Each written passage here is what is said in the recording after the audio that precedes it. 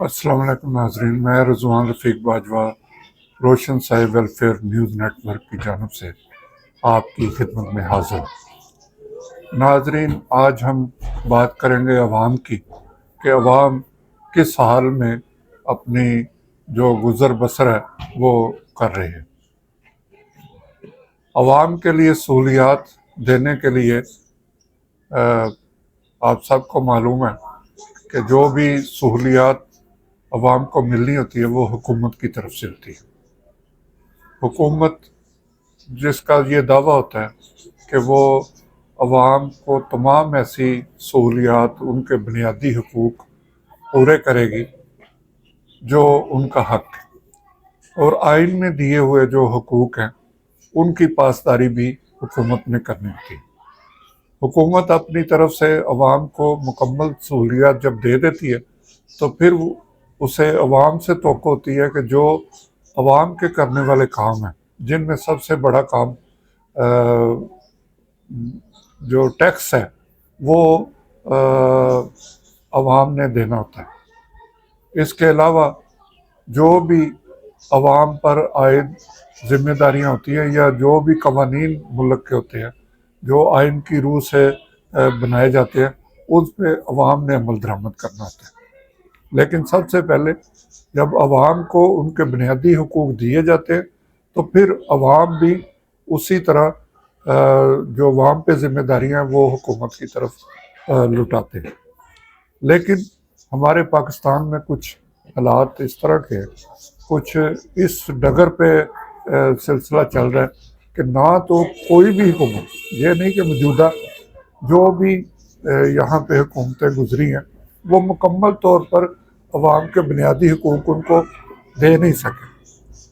और अब बात यहाँ तक पहुँच गई है कि ना हुकूमत की तरफ से उन अवाम को उनके हकूक़ दिए जाते, और अब अवाम भी जो उनकी जिम्मेदारी हैं उनको पूरा करने में आप समझ लें बहाने भी चलते हैं, केसेस भी चलते हैं, अदालतों में ऐसे केसेस भरे पड़े हैं जो ख़ास तौर पे टैक्स के केस हैं जिनके फैसले नहीं हो रहे, और फिर लोग भी ऐसी रवश इख्तियार कर लेते हैं कि जब हमें हमारे हकूक़ नहीं मिल रहे तो हम फिर क्यों हुकूमत के साथ तावन करें। दूसरे मुल्कों में या जो तरक्की याफ्ता मुल्क है वो मुल्क इसीलिए तरक्की कर रहे हैं कि वो अगर अवाम पे टैक्स लगाते हैं लेकिन वो साथ अवाम के जो बुनियादी हकूक़ हैं उनको पूरा करते हैं। जो कुछ अवाम से वो तवक्को रखते हैं फिर अवाम उनको वो उसी तरह लुटाते हैं। अगर वहाँ सहूलियात दी जाती हैं तो फिर अवाम भी हुकूमत पे एतमाद करते हुए उनको टैक्स वगैरह जो भी उनके ज़िम्मे होता है वो देते हैं, और जो कवानीन होते हैं उनकी पासदारी की जाती है। हमारे मुल्क में तो ये हाल है कि यहाँ पे इशारा अगर कोई सिग्नल है तो उस पे खड़े होना भी अवाम एक मुसीबत समझते हैं। अगर वहाँ कोई पुलिस एहलकार खड़ा नहीं है तो लोग बिला खौफ व ख़तर इशारा तोड़ते हुए गुजर जाते हैं। और बाद दफ़ा तो ऐसा भी देखने आया है कि आगे कोई मोटरसाइकिल या कोई गाड़ी खड़ी है तो पीछे वाला इतनी तेज़ी से आया, वो उससे आगे निकलने के चक्कर में वो गाड़ी को टक्कर मारी या उसे साइड रगड़ता हुआ आगे निकल गई। लोग परवाह नहीं करते। एक वतीरा है कि मोटरसाइकिल पे 2 बंदे तो बैठ सकते हैं लेकिन 3-3 4-4 भी बैठे तो 5 भी बैठे थे, और कई फैमिलीज को देखे वो 8-10 मोटरसाइकिल पे किसी न किसी तरह पे एडजस्ट हुए होते। और फिर हमारे मुल्क में तो अब मोटरसाइकिल का जो इस्तेमाल हो रहा है वो लोडर भी बन गया, वो रिक्शे भी बन गए, और वहाँ पे तो आप अंदाज़ा नहीं कर सकते कि वो किस तरह कानून की धज्जियाँ उड़ाते फिर रहे। बातें ये छोटी छोटी हैं लेकिन जिस तरह कानून की खिलाफ वर्जियाँ की जाती है ये आहिस्ता आहिस्ता बढ़ गया। हर जो छोटा बंदा है या छोटा कोई पुलिस एहलकार है या किसी महकमे में का वो सरकारी मुलाजम है, اس نے اپنی عادت بنا لی ہے کہ جب بڑے قانون کی جو ہے وہ اس پہ عمل نہیں کرتے تو ہم کیوں کریں. آپ دفتروں میں چلے جائیں، رشوت کا بازار گرم. لیکن یہ ساری صورتحال پہ جب کوئی بڑا کیس آتا ہے حکومت کی طرف سے بیانات آ جاتے ہیں کہ جی ہم کنٹرول کر رہے ہیں. کوئی بڑا حادثہ ہو جاتا ہے، اس کی تحقیقات ہوتی ہے، وہ پھر فائل گم ہو جاتی ہے. کوئی جرائم کا بڑا کیس آ جاتا ہے، اس پہ 4 دن خبریں چلتی ہیں، پھر اس کے بعد وہ ٹھنڈا ہو جاتا ہے. وجہ صرف یہ ہے کہ سب یہاں پہ وہ ہمارے ایک سینئر سیاستدان چودھری شجاعت حسین قابل احترام ہے، وہ ان کا بڑا فکرہ مشہور ہوا تھا مٹی پاؤ. تو یہاں پہ سب مٹی پاؤ کے چکر میں ہی ہیں. اگر کوئی حکومت کے وزیر مشیر ہیں، کوئی سرکاری اہلکار ہیں، وہ چاہے بیوروکریسی ہے یا دوسرے میں کوئی محکمے ہیں، سب مٹی پاؤ پروگرام پہ چل رہے ہیں. روزانہ گھر سے نکلتے ہیں کہ آج کا دن کس طرح گزارنا ہے. اور یہی حال عوام کا ہے. عوام قانون کی خلاف ورزیاں کر رہے ہیں، جب انہیں روکا جاتا ہے تو وہ کہتے ہیں مٹی پاؤ.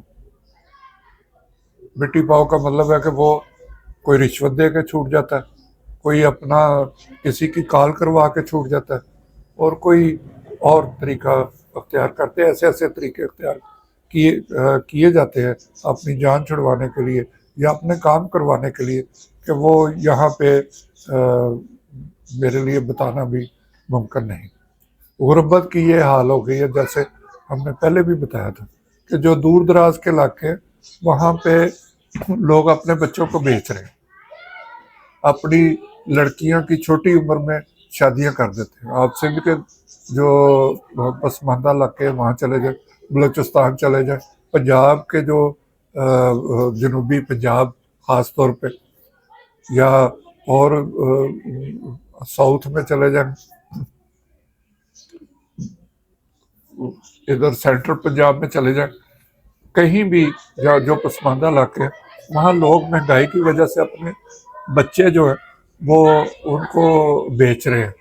لڑکیوں کی خاص طور پہ چھوٹی عمر میں پیسے لے کے 1,00,000 2,00,000 5,00,000 ان کی شادیاں کر دی جاتی ہیں، اور روزانہ ایسے کیس سامنے آ رہے ہیں.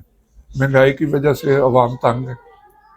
اگر وہ اپنے کسی مسئلے کے سلسلے میں عدالتوں میں جاتے ہیں وہاں ان کا مسئلہ نہیں ہوتا، وہ پولیس کے پاس جاتے ہیں وہاں ان کا مسئلہ نہیں ہوتا، کیونکہ تمام جو ادارے ہیں وہ ان کا فوکس عوام کی بھلائی اب نہیں رہ گیا.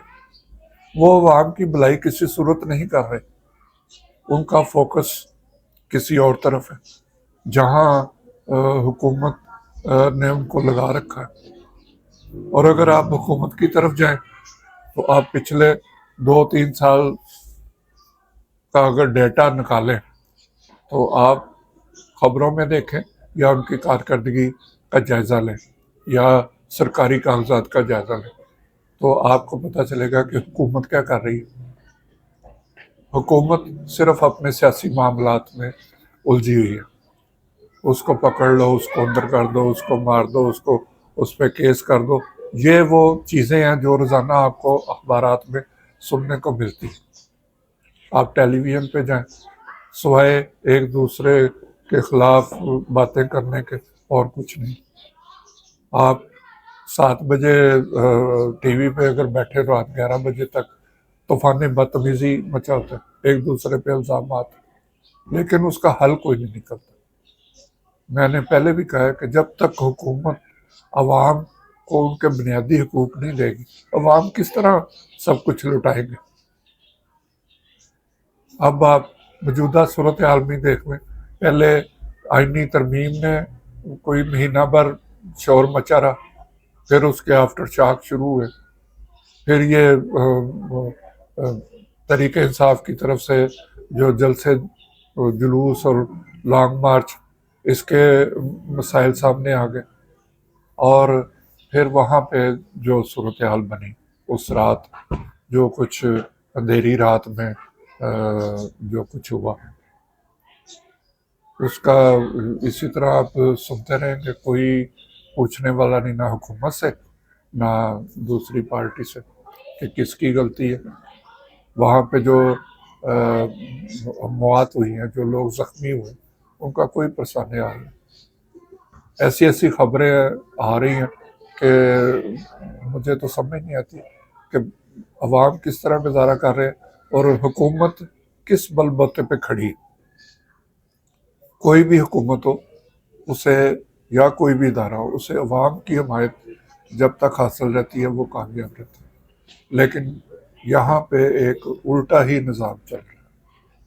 تو میری ارباب اختیار سے درخواست ہے کہ وہ اپنے سیاسی معاملات کو الگ کریں، عوام کے لیے سہولیات پیدا کریں۔ مہنگائی زوروں پہ جا رہی ہے، ہمیں مبارک باتیں دی جا رہی ہیں کہ اسٹاک ایکسچینج اوپر چلی گئی ہے، وہ 100 پوائنٹ جو ہے اس نے کراس کر لیا، لیکن عوام پہ کیا اثر پڑ رہا ہے؟ عوام کو کون سی چیز سستی مل رہی ہے؟